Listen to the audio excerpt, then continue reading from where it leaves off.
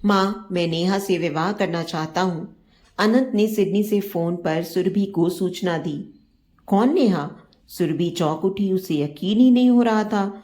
अनंत तो अभी 25 वर्ष का ही था। उसने इतना बड़ा फैसला कैसे ले लिया? सुरभि के दिमाग में तो उसका अनंत अभी वही निर्झर हंसी से उसके वात्सल्य को भिगोने वाला, दौड़कर उसके आंचल में छिपने वाला नन्हा मुन्ना बेटा ही था।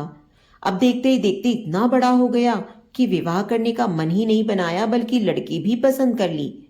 पति अवलम की मृत्यु के बाद उसने कई कठिनाइयों को झेल कर ही उसकी परवरिश की, और जब अनंत को अपने प्रोजेक्ट के लिए सिडनी की फेलोशिप मिली, तब उसने अपने दिल पर पत्थर रखकर ही अपने जिगर के टुकड़े को खुद से जुदा किया।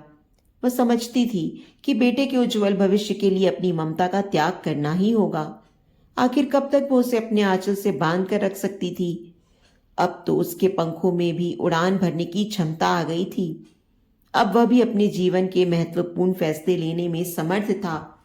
उसने अपने बेटे की पसंद को वरीयता दी और फौरन हाँ कर दी। अनंत को अपनी मां पर पूरा यकीन था कि वे उसकी पसंद को नापसंद नहीं करेंगी।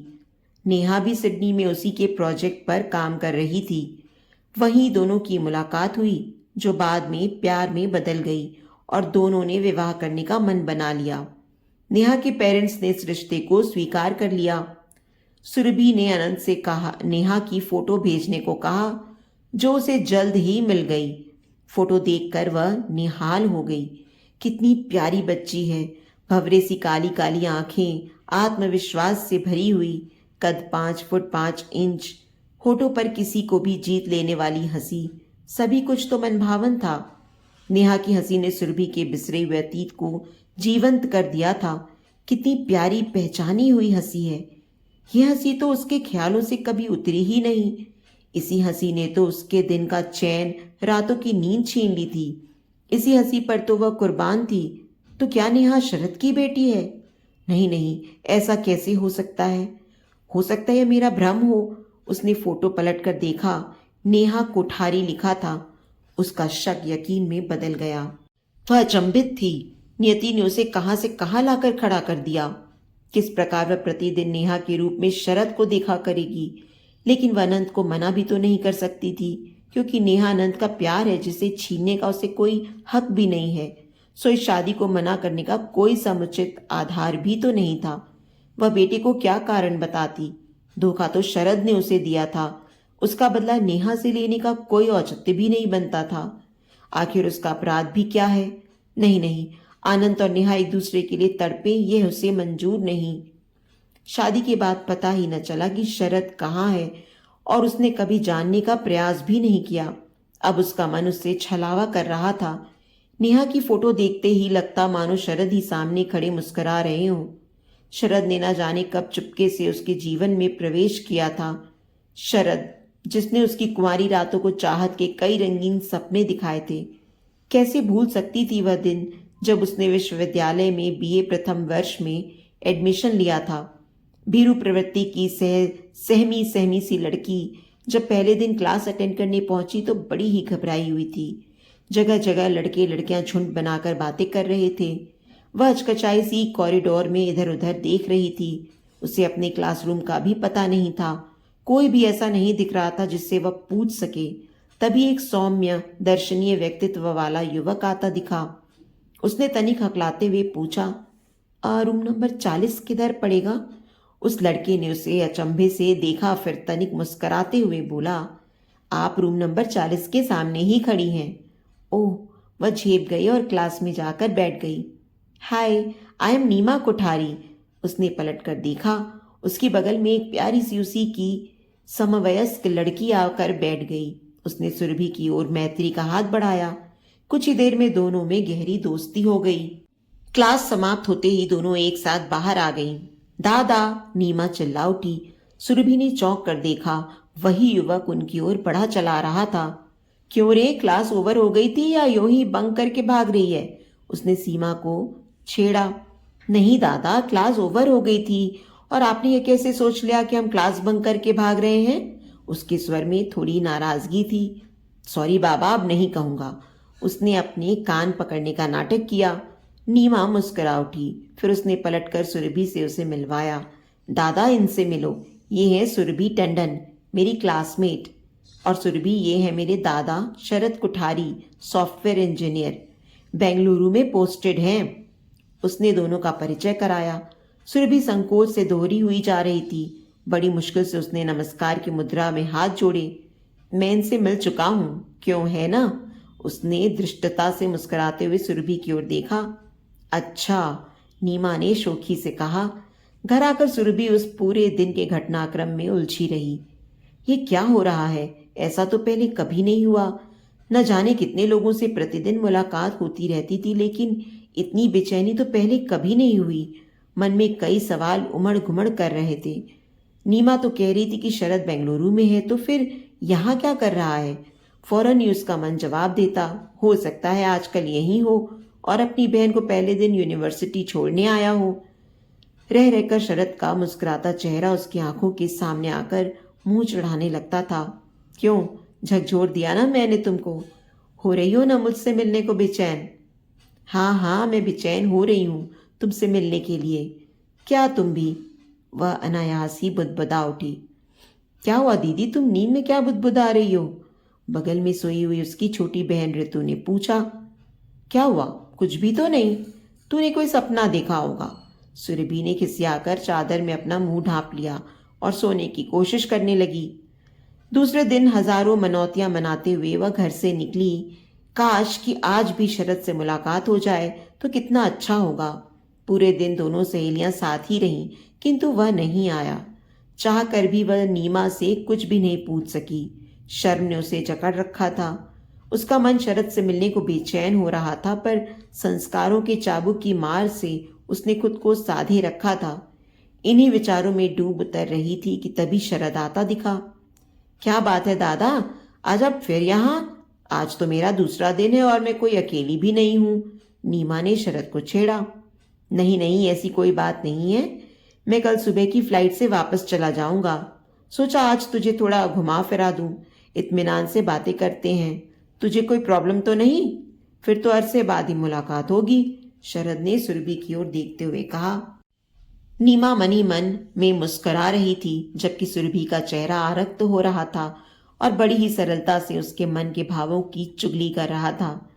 अच्छा दादा, आप सुरभि से बातें करिए, मैं अभी कॉमन हॉल से होकर आती हूँ। नीमा यह कहने के साथ सुरभि की ओर देखकर मुस्कुराती हुई चली गई। सुरभि की समझ में नहीं आ रहा था कि क्या बोले। तभी शरद बोल उठा। तुम्हें कुछ कहना तो नहीं है? मैं कल सुबह चला जाऊंगा। नहीं, मुझे क्या कहना है? सुरभि नर्वस हो रही थी। ठीक है, फिर यह न कहना कि मैंने तुम्हें कुछ कहने का मौका नहीं दिया, शरद ने तनिक ढिठाई से कहा। तभी नीमा आते हुए दिखी। नीमा ने आकर बताया, आज क्लासेस सस्पेंड हो गई हैं। ये कहने के साथ उसने आगे कहा, चलो ना दादा, कहीं घूम फिर आए। तू चलेगी ना सुरभि? सुरभि पसोपेश में पड़ गई। क्या करे, जाने का मन तो है, पर यदि घर में यह बात पता चली तब? माँ पापा कुछ गलत न समझ बैठे। वैसे भी जब उसके दाखिले की बात हुई तभी मामा जी ने टोका था, जीजा जी, लड़की को विश्वविद्यालय भेजकर आप गलती कर रहे हैं, कहीं हाथ से न निकल जाए। लेकिन उसका मन चंचल हो रहा था। क्या हुआ यदि थोड़ी देर और शरद का साथ मिल जाए? और वह तैयार हो गई। तीनों ने खूब घुमाई फिराई की। शाम को नीमा और शरद ने अपनी कार से उसे उसके घर छोड़ा। उसके माँ बाप भी उन दोनों से मिलकर बहुत प्रभावित हुए। दूसरे दिन उसका मन बहुत अशांत था। आज शरद चला जाएगा, न जाने अब कब मुलाकात हो। वह बड़े ही अनमने ढंग से क्लासेस के लिए तैयार होकर यूनिवर्सिटी के लिए निकल गई। सामने से नीमा आती दिखी। सुरभि को देखते ही वह चहक कर बोली, पता है दादा आज भी नहीं गए, 1 माह के लिए अपनी छुट्टियां बढ़ा ली हैं। असल में दादा के जाने के नाम से ही मम्मी परेशान होने लगती हैं। बस दादा को रुकने का बहाना मिल गया, उन्होंने अपना जाना कैंसिल कर दिया। लेकिन सुरभि अच्छी तरह समझती थी कि वह क्यों नहीं गया। अब अक्सर ही दोनों की मुलाकातें होने लगी और उसने अपना दिल शरद के हवाले कर दिया, बिना यह जाने कि शरद भी उसको प्यार करता है या नहीं। लेकिन जब शरद ने बिना किसी लाग लपेट के सीधे सादे शब्दों में अपने प्यार का इजहार कर दिया तो वह झूम उठी। ऐसा लग रहा था मानो पूरा सतरंगी आसमान ही उसकी मुट्ठी में सिमट आया हो। वह अरमानों के पंखों पर झूला झूलने लगी। एक रविवार को शरद अपने पेरेंट्स और नीमा को लेकर उसके घर आ धमका। उसने अपने कमरे की खिड़की से देखा। उसे अपनी आंखों पर यकीन ही नहीं हो रहा था। उसका दिल जोर जोर से धड़क रहा था। चलो दीदी, माँ ने तुम्हें ड्राइंग रूम में बुलाया है। ऋतु ने आकर उसे चौंका दिया। वह चकचाई सी माँ के बुलाने पर सबके बीच पहुंच गई। शरद के पेरेंट्स उसके पेरेंट्स से बातों में मग्न थे। उसे देखते ही शरद की माँ ने उसके दोनों हाथों को पकड़कर अपनी बगल में बिठा लिया। हमें आपकी बेटी बहुत ही पसंद है। हम इसे अपने घर की बहू बनाना चाहते हैं, अगर आपको कोई एतराज ना हो। वह शर्म से लाल हो रही थी। माँ पापा इसी बात पर निहाल थे कि उन्हें घर बैठे ही इतना अच्छा रिश्ता मिल गया। उन्होंने फौरन हाँ कर दी। उसकी भाभी सास ने पर्स से अंगूठी निकाली और शरद ने उसे पहनाने के लिए कहा। शरद ने लपक कर उसका हाथ पकड़ लिया और उसकी अनामिका में अंगूठी पहनाकर अपने प्यार की मोहर लगा दी। उसने भी माँ द्वारा दी गई अंगूठी शरद को पहनाकर अपनी स्वीकृति दे दी। उसे यह सब स्वप्न सा महसूस हो रहा था। आखिर इतनी जल्दी उसका प्यार उससे मिलने वाला था। वह इस अप्रत्याशित सगाई के लिए तैयार ना थी। क्या सच में जो प्यार उसके दिल के दरवाजे पर अब तक दस्तक दे रहा था वह उसकी झोली में आ गिरा? तभी भाभी कहकर नीमा उससे लिपट गई। लज्जा के मारे उससे वहां बैठा भी नहीं जा रहा था। वह नीमा को लेकर अपने कमरे में आ गई। सगाई के बाद तो शरद अक्सर ही उसके घर आने जाने लगा था। अब उसे अपनी ससुराल में कभी भी आने का परमिट जो मिल गया था। इस एक महीने में वह सुरभि के साथ एक पूरा जीवन जीना चाहता था। अधिक से अधिक समय वह अपनी मंगेतर के साथ बिताना चाहता था। दोनों कभी मूवी देखने चले जाते, कभी दरिया के किनारे हाथों में हाथ डाले घूमते नजर आते। भविष्य के सुंदर सपने संजोते अपनी स्वप्नों की दुनिया में विचरण करते थे। पहले तो सुरभि को शर्म सी आती थी, लेकिन अब घूमने फिरने का लाइसेंस मिल गया था। सभी लोग बेफिक्र थे कि ठीक भी है, दोनों एक दूसरे को अच्छी तरह समझ लेंगे तो जिंदगी आसान हो जाएगी। वह दिन भी आ गया जब शरद को बेंगलोर वापस जाना था। वह भाव विवल हो रही थी। शरद उसे अपने से लिपटाए दिलासा दे रहा था। बस कुछ ही दिनों की तो बात है, फिर हम दोनों एक हो जाएंगे। जहां मैं वहां तुम, हमारे ऊपर कोई बंधन नहीं होगा। और सुरभि ने उसके सीने में अपना मुंह छिपा लिया। शरद उसका मुंह पर उठाकर बार बार उसके होठों पर अपने प्यार की मोहर अंकित कर रहा था। शरद चला गया, उसे अकेला छोड़कर यादों में तड़पने के लिए। विवाह जाड़े में होना था और अभी तो कई माह बाकी थे।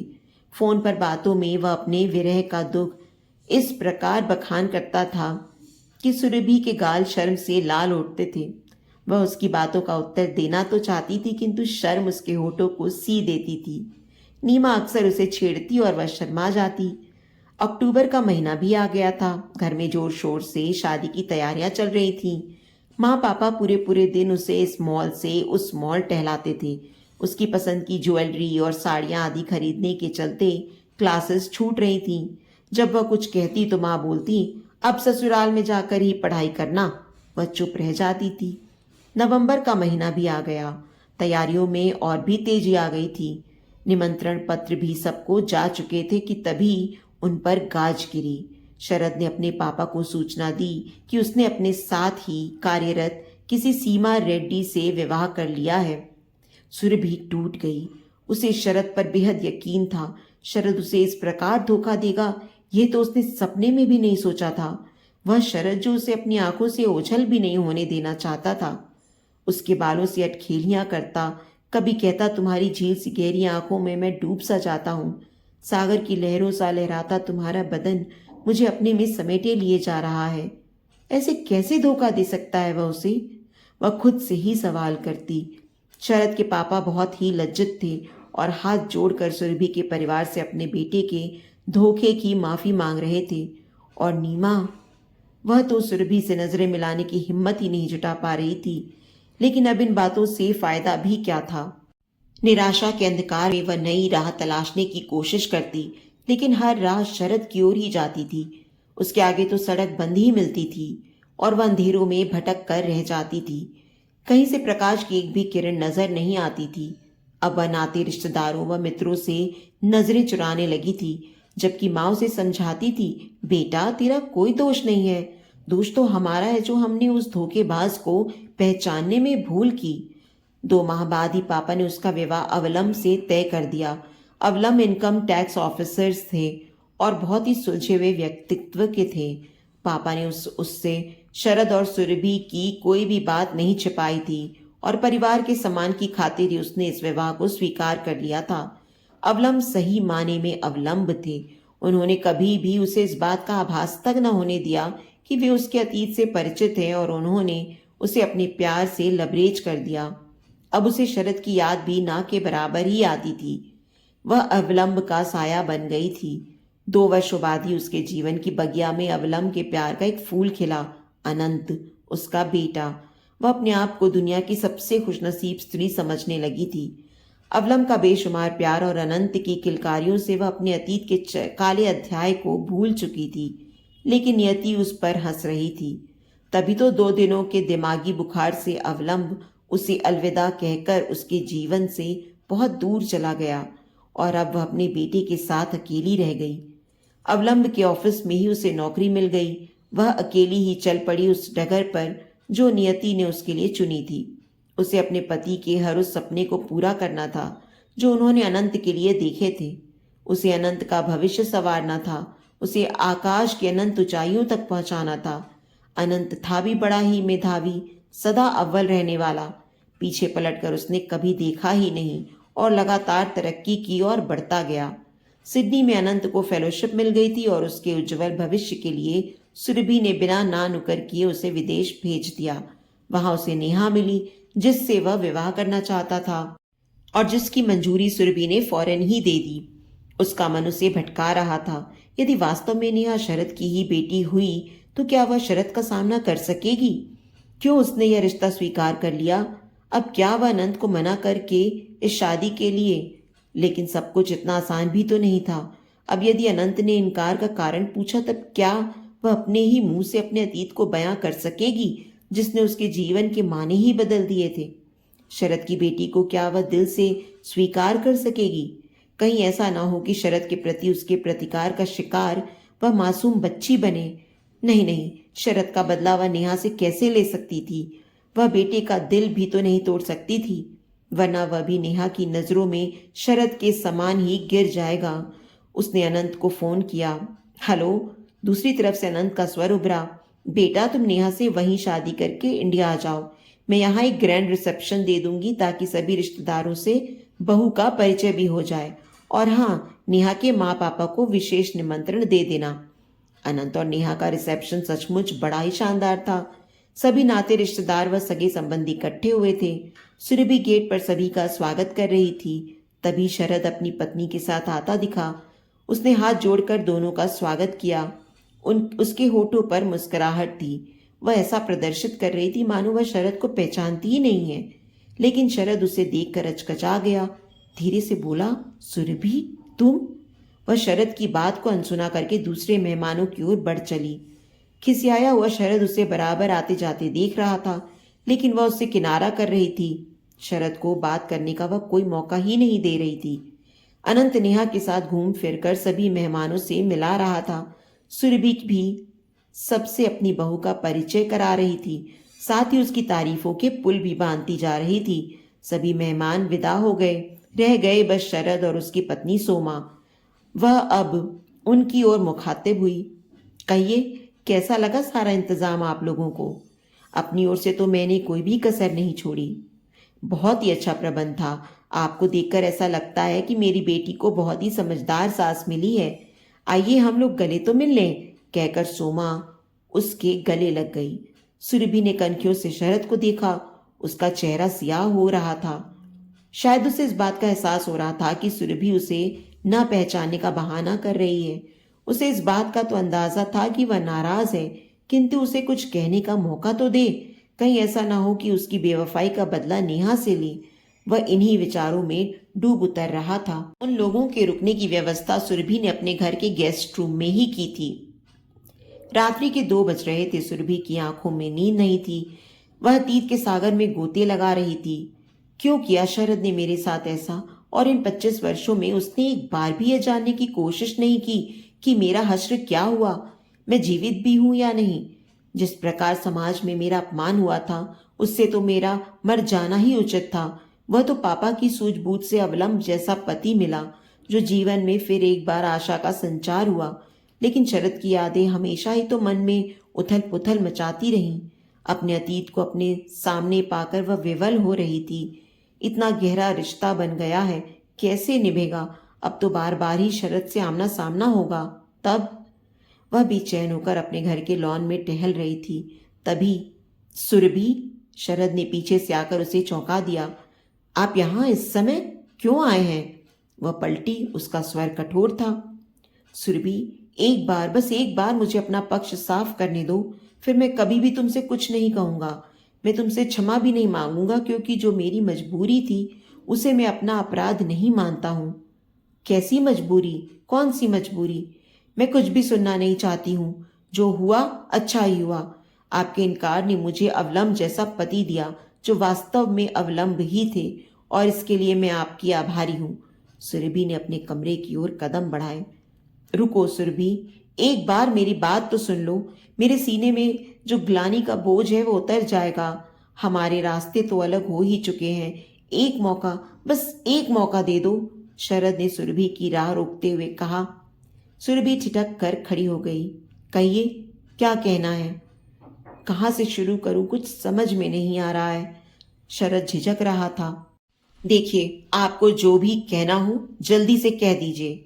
कोई आ जाएगा तो आपकी किरकिरी हो जाएगी। सुरभि ने कदम आगे बढ़ाने का उपक्रम किया। तो सुनो, यहाँ से जाने के बाद मैं बहुत ही उल्लासित था। स्वप्न में मैं हर रोज तुम्हारे साथ अपना जीवन बिता रहा था। हर ओर मुझे तुम ही तुम नजर आती थी। मेरे सभी सहयोगी बहुत ही खुश थे। मेरे एमडी मिस्टर अनिल रेड्डी ने भी ढेरों मुबारकबाद दी। जब विवाह के 15 दिन ही बचे थे, मेरे साथियों ने एक 5 स्टार होटल में बड़ी ही शानदार पार्टी का आयोजन किया।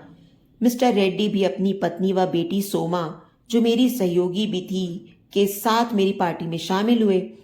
ड्रिंक्स के दौर चल रहे थे, किसी को कुछ भी होश नहीं था।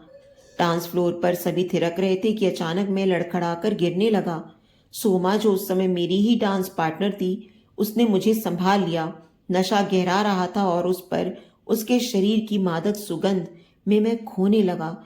एक पल को मुझे ऐसा लगा जैसे तुम ही मुझे अपनी ओर आमंत्रण दे रही हो। मैंने सोमा को अपनी बाहों में भर लिया और सामने वाले कमरे में लेकर चला गया। सोमा ने भी कुछ ज्यादा ही पी ली थी। उन्हीं नाजुक पलों में संयम के सारे बांध टूट गए और वो हो गया जो नहीं होना चाहिए था। हम दोनों एक दूसरे की आगोश में लिपटे पड़े थे कि अचानक, "What have you done, rascal? You have spoiled my daughter's life. Now you are fired from your job." चीखते हुए मिस्टर रेड्डी अपनी पुत्री सोमा को एक तरह से घसीटते हुए लेकर चले गए। मैं परेशान भी था और शर्मिंदा भी। यह मैंने क्या कर दिया? तुम्हें पाने को मैं इतना आतुर था कि सोमा को तुम समझ बैठा और पतन के गर्त में जा गिरा। दूसरे दिन मिस्टर रेड्डी ने मुझे दोबारा जॉब इस शर्त पर वापस की कि मैं सोमा से शादी कर लूं, क्योंकि इस घटना का सभी को पता चल चुका था। सोमा के सम्मान का भी सवाल था। बस मैं मजबूर हो गया और इस प्रकार उससे मुझे विवाह करना ही पड़ा। मैं तुम लोगों को क्या मुंह दिखाता? बस एक इनकार की सूचना अपने पापा को दे दी। बाद में मिस्टर रेड्डी ने मुझे अपना पार्टनर बना लिया। अब तुम जो भी चाहो समझो। मैंने तुम्हें सब कुछ हूबहू बता दिया। हो सके तो क्षमा कर देना। नेहा मेरी इकलौती बेटी है, उसे अपनी बेटी ही समझना। मेरा बदला उससे ना लेना। इतना कहकर शरद चुप हो गया।